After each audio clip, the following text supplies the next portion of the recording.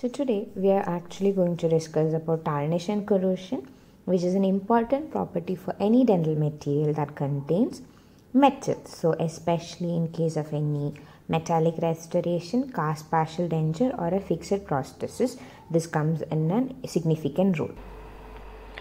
Tarnish is a property in which there is surface discoloration or loss or alteration of either the lustre or finish of a metal. This again in the oral cavity is caused by the deposition of hard or soft material like calculus, plaque or mucin, or it can be produced by the formation of thin films on the metal surface of oxides, sulfides or chlorides. Then again it can also be produced in the form of stains by pigment producing bacteria, which are normally seen within the oral cavity. Does this have only bad effects? No. In few cases, this formation of this oxide layer, especially on titanium and chromium, is considered to be a protective mechanism. So this actually helps in the corrosion resistance in these metals. Corrosion, on the other hand, is when the metal is exposed to the environment and it starts undergoing actual deterioration. Now, as this procedure or process keeps on progressing, it results in rapid mechanical failure.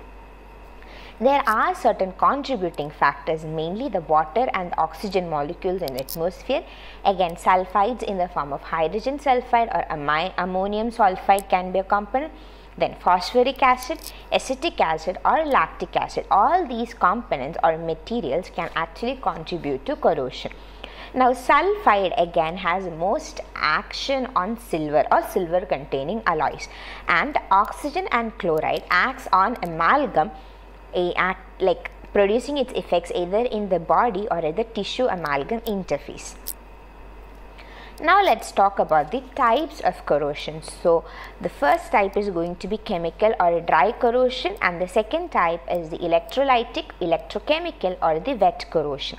Now in chemical or dry corrosion, the metal reacts to oxides or sulfides in the environment or in the absence of an electrolyte.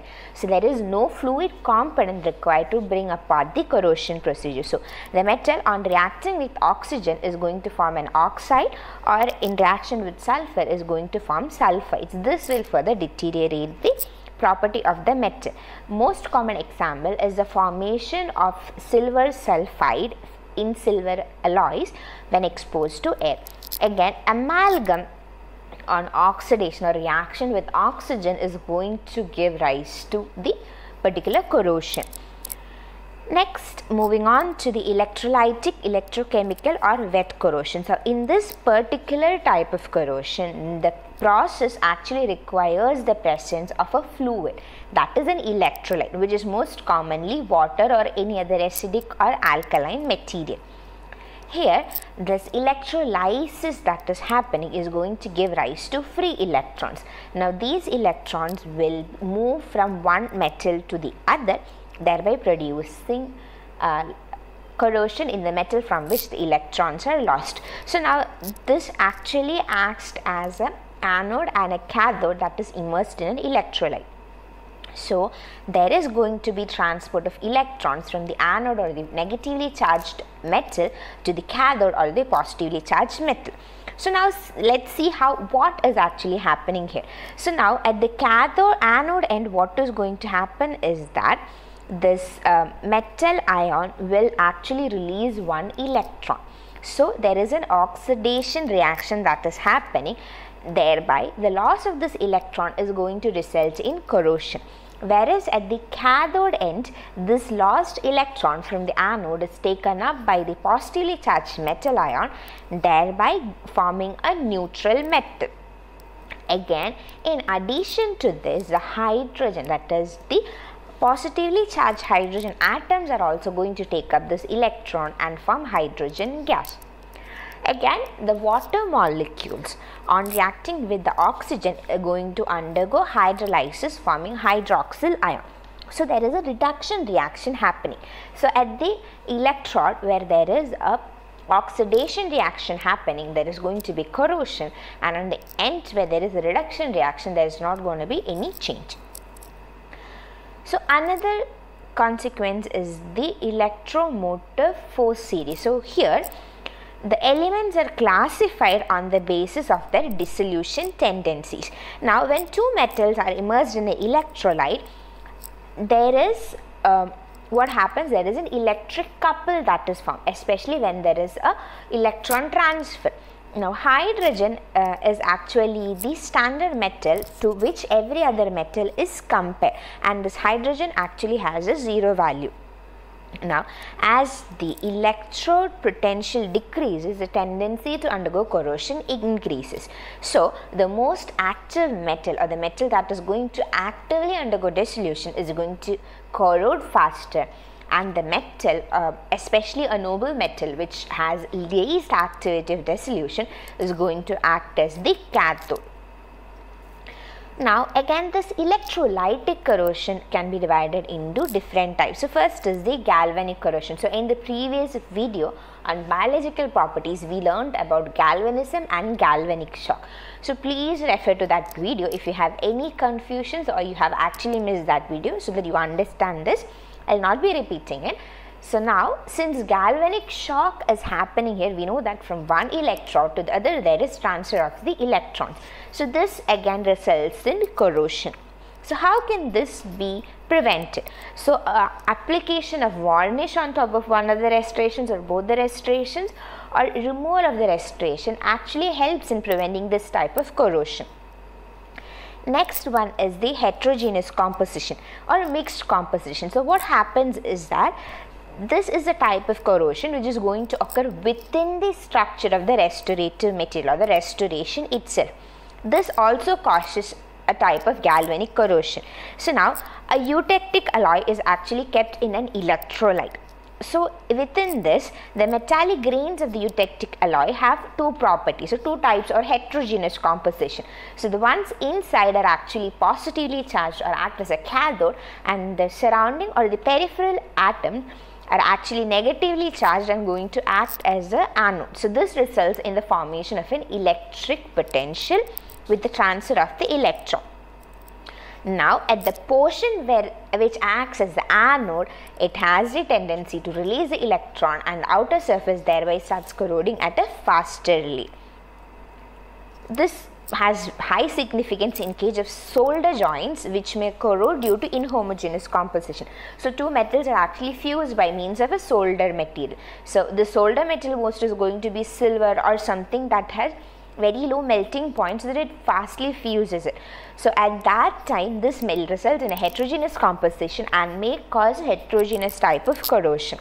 Next again, impurities within an alloy can also produce or enhance corrosion. Next is stress corrosion. So stress corrosion is what happens is that you have a metal in your hand and you are going to stress it by cold working. So in such a case, the portion where you are going to force the cold working is going to produce lots of maximum, it is going to present with maximum stress. So now this is going to produce a stressed area where the cold working is done and an unstressed area. So this is going to, when this is put inside an electrolyte, like if it is a metal that is put inside the oral cavity, it is going to be in contact with saliva which act as an electrolyte. So this electrolyte is going to facilitate the release of electrons from the stressed area, which is going to act as the anode, thereby causing corrosion of that stressed area. So this most commonly plays an important role in the orthodontic wires, which when cold worked will undergo fracture at the site where the maximum pressure or stress is given. The last type of corrosion is the concentric cell or the crevice corrosion. So consider amalgam restoration that is done on a mandibular molar. So the restoration may be partly covered by any kind of debris because of poor oral hygiene. So in such a condition, the amount of restoration that is present above the debris is going to have one particular composition, and the one below will have one particular composition. So the restoration in the above the debris, or like the portion covered by the debris, is going to undergo corrosion faster. This is called as electrolyte concentration cell corrosion. Next is oxygen concentration cell corrosion, whereby the oxygen tension in the restoration, like one portion has high oxygen tension and the other portion has very low oxygen tension. So the portion with high oxygen tension is going to have more resistance to corrosion, whereas the portion with low oxygen tension is going to undergo corrosion at a faster rate. Now, we know about corrosion, so there should be something by which we can prevent this from happening. So the first one is passivation, which I already talked about. So chromium, titanium and aluminum are the metals which show this property. So if you are adding more than 12% of chromium to iron or cobalt, you're going to get a chromium layer on the surface of the stainless steel or cobalt chromium alloys. This is going to produce the resistance. Next one is increasing the noble metal content. So now noble metals are resistant to corrosion or any sort of reaction with any other material. So if you increase the percentage, then it will actually prevent corrosion. So any noble metal content less than 65% is going to undergo tarnish. Next is polishing. So if you actually polish the surface of a metallic restoration or a denture, this will give a higher lustre, which is going to decrease the corrosion. So again, good oral hygiene also plays an important role in preventing corrosion and tarnish in these metallic restoration. So the other properties or other preventive methods can be: avoid using dissimilar metal restoration on adjacent or opposing tooth. So this again helps in prevention of galvanic corrosion. Again, avoid using high mercury amalgam. So high mercury amalgams have higher corrosion. Again, the mercury that is used in this amalgam restoration have the tendency to actually tarnish gold ornaments. So if when like you're using gold in like ornaments and you're working with amalgam, you should make sure that you don't drop any on the ornaments, as it may undergo tarnish. So thank you guys. So thank you for your patience. Thank you for listening to our videos. If you like this video, please don't forget to click the like button, subscribe to our channel and give your valuable feedbacks in the form of comments. So I hope you guys will give your comments, and then if you have any other doubts, you can either comment or you can contact us directly on our Instagram channel. So you can contact us in cracking.den_edu.redefine. Stay safe. Have a nice day.